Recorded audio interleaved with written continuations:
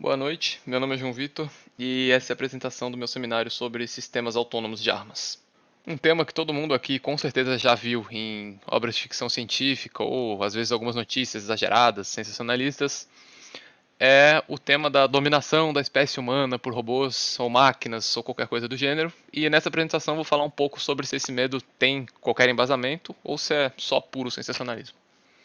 Colaborando com a manutenção dessa dúvida, a gente tem diversas falas inflamadas de aspirantes a políticos ou até mesmo de funcionários de alto escalão de governos nacionais, como foi o caso de Bob Work no Fórum Nacional de Defesa Reagan, que ele afirmou que em 10 anos, se a primeira pessoa que atravessar uma brecha não for um maldito robô, será uma vergonha para nós.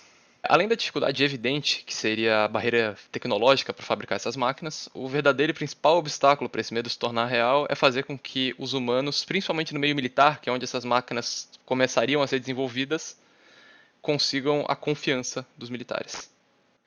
As AWS, que é como são chamados os sistemas autônomos de armas por conta da sigla do nome em inglês, podem ter dois tipos diferentes de autonomia, que é a autonomia de planejamento e a autonomia de aprendizado. O tipo mais, entre aspas, simples de autonomia é a autonomia de planejamento. As AWS com esse tipo de autonomia podem cumprir funções bem simples que qualquer smartphone conseguiria hoje em dia, tipo traçar uma rota com várias paradas, até encontrar, identificar e eliminar inimigos em determinado perímetro. Esse segundo sistema teria uma autonomia bem maior, mas ainda assim seria apenas de planejamento, porque ele não aprende com cada missão, ele só segue os parâmetros definidos por outros humanos para saber onde fazer a varredura e o que define os alvos como aliados ou inimigos. E claro, teria também que saber leis de guerra e coisas do gênero, mas tudo com inputs humanos.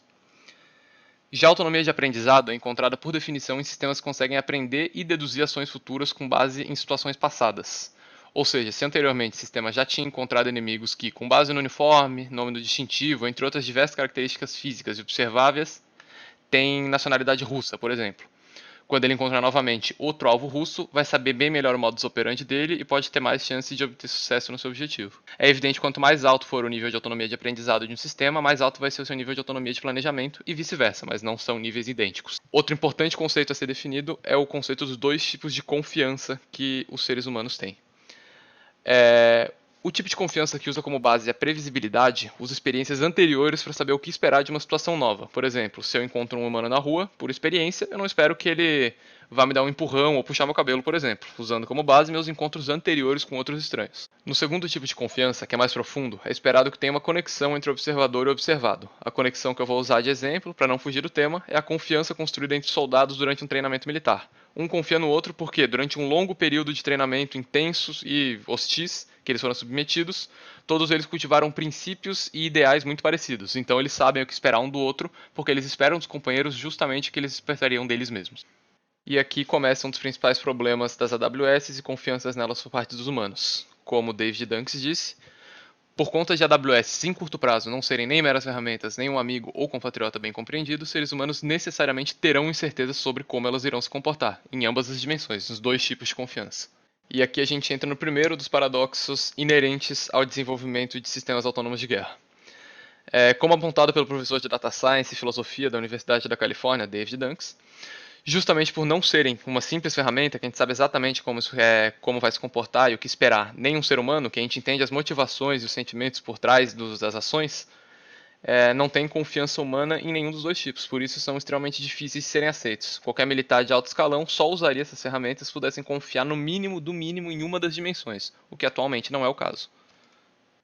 Citando novamente David Dunks, que é atualmente uma das maiores referências na área, o ser humano tende a aceitar muitas decisões erradas de AWS em situações práticas, exatamente por elas terem mais protagonismo quando a gente não sabe o rumo a se tomar. E muitas vezes a gente assume o controle e retira a autonomia dela em situações que ela faria a coisa certa, porque como a gente sabe o que fazer, e são situações mais simples, a gente não confia nas máquinas para fazer por nós. Ou seja, a gente costuma ou superestimar ou subestimar as máquinas.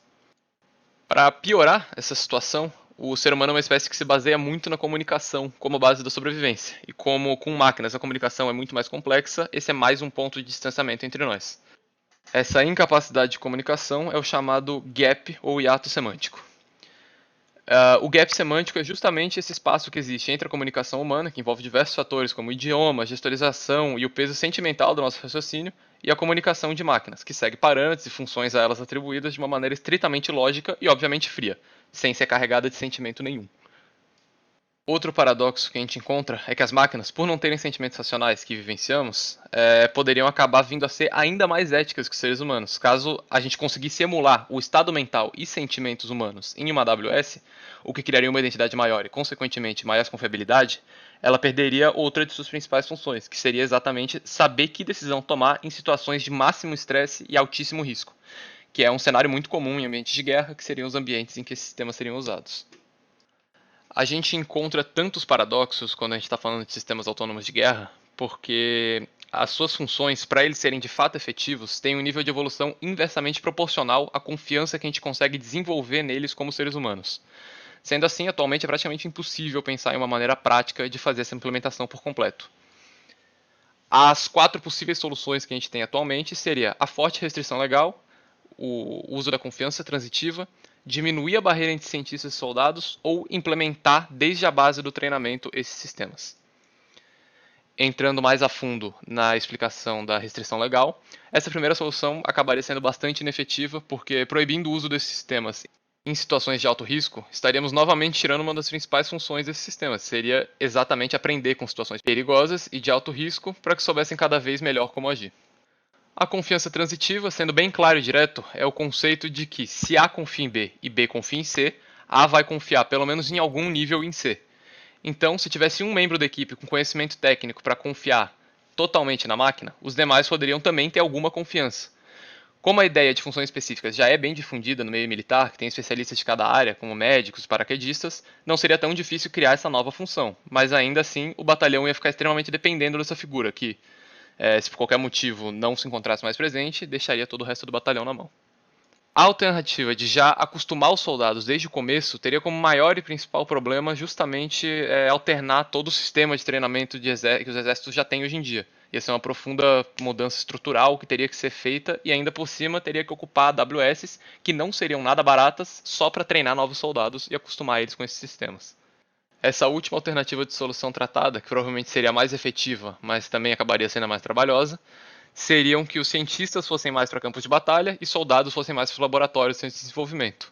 Um entenderia muito melhor o outro e, consequentemente, os cientistas iam conseguir ter muito mais conhecimento para desenvolver as AWS e os soldados saberiam melhor como as AWS funcionam para que pudessem confiar e prever melhor as suas ações sem redução de autonomia. Entretanto, novamente, entrar de novo no problema de ser uma profunda mudança no sistema militar dos países como um todo, o que seria um custo altíssimo, tanto de tempo quanto de recursos financeiros. Em resumo, com a realidade que a gente tem hoje em dia e com os sistemas militares que a gente tem hoje em dia na maioria dos países, essa sensacionalizada dominação mundial da raça humana está bem distante de acontecer.